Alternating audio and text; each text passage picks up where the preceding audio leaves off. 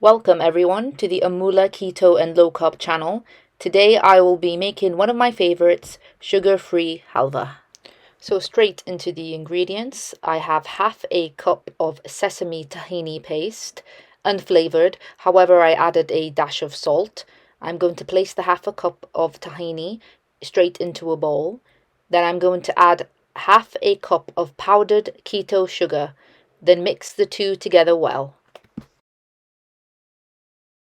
This is the consistency that we need.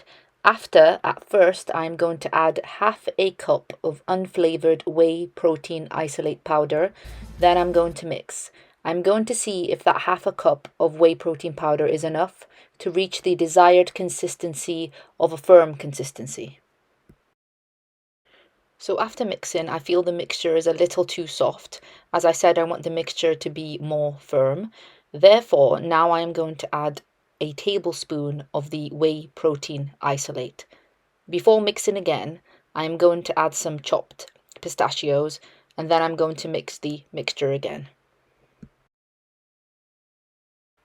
This is the desired consistency we want for our halva.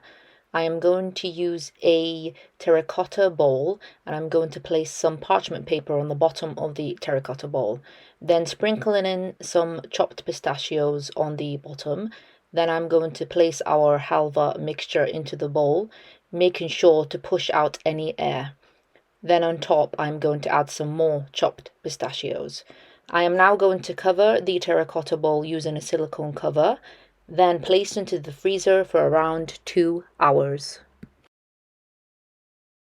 After 2 hours, the halva is now ready.